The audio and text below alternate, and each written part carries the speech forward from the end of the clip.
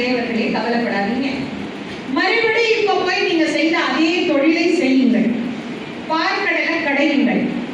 சாமி மன்னிக்கணும், ஆரம்பிக்கும் போதே உங்ககிட்ட கேட்டுட்டு போயிருக்கணும். நாங்க அறிவு அவ்வளவா நம்மளுக்கு அப்பப்போ வேலை செய்யாது. அதனால இப்போ போகும்போதாவது நாங்க வேண்டது எங்களுக்கு கிடைக்கணும்னு எங்களை ஆசீர்வாதம் பண்ணி அனுப்புங்க சுவாமி. இந்த கிடைக்கும் மறுபடியும் போய் அசுராடை கூப்பிட்டு தேவர்களை கூப்பிட்டு இந்த வாசுகியை பிடிச்சி மறுபடியும் எல்லாத்தையும் கட்டிடுச்சு. அப்புறம் என்ன? அதனால அப்புறம் மறுபடியும் போய் திரும்ப கடைய உள்ள இருந்து ஒரு பொருளா வெளிப்படுது. சிந்தாமணி, சூடாமணி, கௌதுவமணி, மூதேவி, சீதேவி, அகலிகை, காமதேனு, கற்பக மரம் எல்லாம் அப்பதான் வருது. காமதேனு கற்பக மரம்லாம் தேவலோகத்தில் இருக்கட்டும் தேவேந்திரன் வாங்கிட்டான். இந்த உதவி செஞ்சவங்க எல்லாம் ஆளுக்கு ஒன்றொன்னா எடுத்துக்கிட்டாங்க. ஒவ்வொருத்தரும் ஒரு பொருள் பிரிச்சுக்கிட்டாங்க.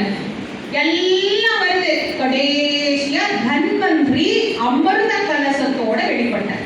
இப்ப அதுவும் அவருடைய ஒரு அவதாரம் தான். நம்ம பெருமாளை மருத்துவத்துக்கு உரிய கடவுளாக அவரை வழிபாடு பண்றோம் இல்லையா? நான் நேற்றுக்கே ஆரம்பிக்கும் போதே உங்களுக்கு சொன்னேன், 10 அவதாரத்துக்கு உள்ளேயே பல அவதாரம் இருக்கு. அதுல இதுவும் ஒண்ணு. அவர் மருத்துவத்துக்கு உண்டான கடவுள், அமிர்த கலசத்தை சுமந்து வந்த கடவுள். அதனால அவர் தன்வந்திரி அப்படிங்கிற ரூபத்தோட அவர் தங்க குடத்துல அழகா அமிர்தத்தை எடுத்துட்டு வெளியே வந்தார். இல்ல கடைகிறதெல்லாம் விட்டாங்க.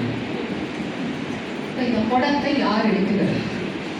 நான் போய் எடுக்க போறேன், நீ போய் எடுக்க போறேன், நான் போய் எடுக்க போறேன், நீ போய் எடுக்க போறேன்னு ஆளாளுக்கு ஒரே சண்டை போட்டு ஒருத்தனை ஒருத்தன் அடிச்சு, ஒருத்தனை ஒருத்தன் கீழே தள்ளி, ஒருத்தனை ஒருத்தன் மேல மிதிச்சு, என்னெல்லாம் கையில கிடைக்குதோ இருக்கிறதையெல்லாம் தூக்கி மண்டையை உடைச்சு, அப்பையிலேருந்தே சண்டை அப்படிதான் நடக்கும் போது இருக்கிறத கையில கிடைக்கிறதெல்லாம் எடுத்து அடிச்சு சண்டை போட்டு மண்டையை உடைச்சு.